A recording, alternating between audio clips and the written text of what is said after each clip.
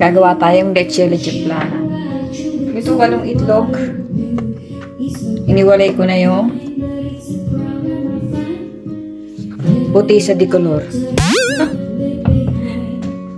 Ganyan lang po. Hindi ako marunong ha. Nangyari lang to. Saka kahit anong kalabasan niya, pwede naman kainin. So, leche flan ang tawag. Happy New Year! So, gagamit po tayo ng 8 itlog, 2 evap milk, 2 condensed milk, at ito po ang ilalagay ko sa ilalim, caramel chocolate chene. Slowly, dagdag niyo po yung condensed dahan-dahan. Dahan-dahan. Hindi ko alam kung tama itong pinagawa. Talaga pong dahan-dahan, sobrang labo. Dami sa tupit po. Habang nilalagay niyo yung condense, haluin niyo. Ayaw malaglag. Talaga palang dahan-dahan ilagay. Ilahin ko na nga ito.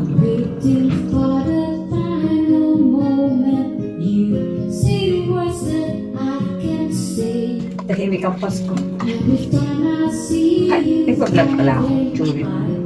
Okay lang yan. Basta healthy. Thankful. Hindi bang kailangan maganda. Ang marami. Kami kakain. Diba, mga beautiful people, mga Curacha.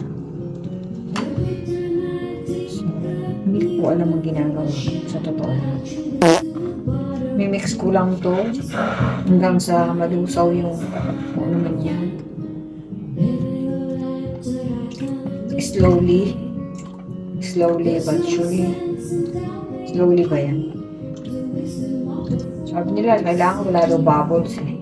Nagubasa. Hindi, ito naman isa.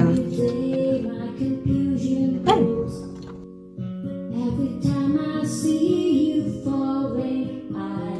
Sama na sila dyan.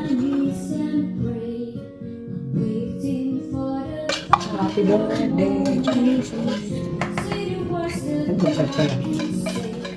Lagi ko nakakalimutan nag-vlog. Ang tanong, naka-on ba siya? Ay, naka-on. So, ito na po. Tatry ko lang ma-mix. Well, ma-mix ko. Ito na po yung kanyang pinagsamang egg yolk at condensed, 8 itlog, 2 condensed, 2 evap. Tingnan natin kung anong kalalabasan ng aking. Lalagyan ko pa kaya ng sugar to? And honey. Umuhin ko nga kung ano kung kailangan.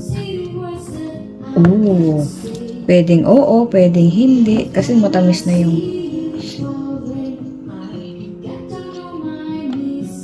yan.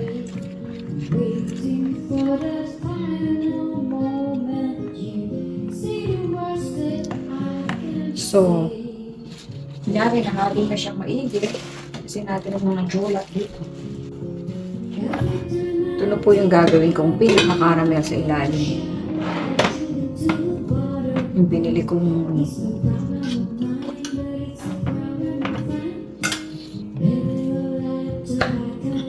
kabayo, tumapon. Ay, tumapon. Ano ba yan? Glycosinase overload.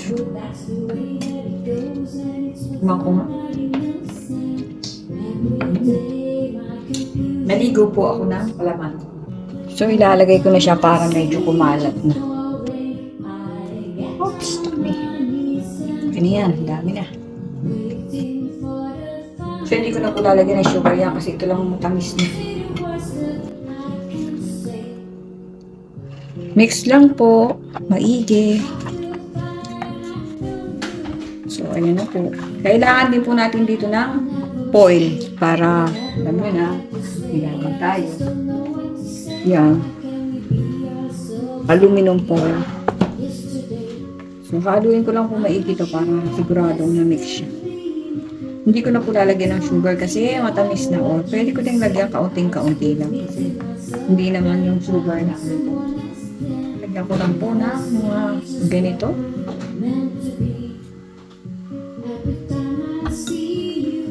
So, usually po sinusunog yung asukal dapat sa ilalim. Eh, since hindi ko nasusunugin, yung caramel na lang po binili ko. Na-try ko na yan, mas masarap din. So, mix nyo lang maigi. Tapos po, isasalin natin doon.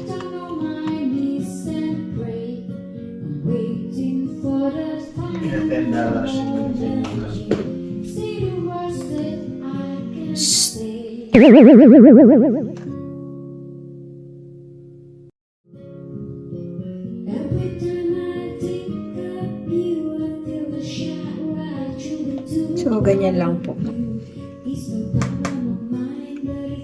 Tingnan natin kung anong kalalabasan ng pangyayari sa buhay.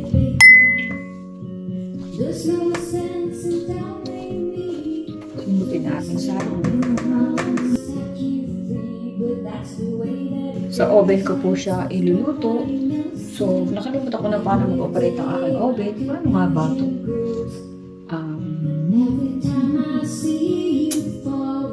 Nakalimutan ko na. Ang tagal ko na hindi ginagamit ito. Bake. Roll. Teka, papaturo muna ako. So, ayun po. Pinag-preheat ko na yung oven. Hanapin na. Ito po ang gamit ng foil.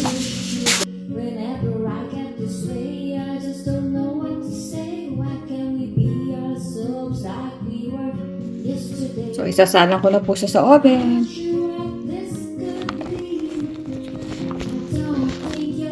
So, ayan po. Ilagay natin yung dalawa. Sinet ko po siya ng 25 minutes.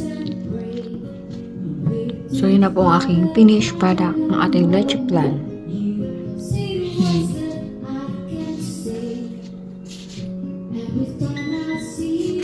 Yung isa, tinikman ko na. Ito na binaliktad.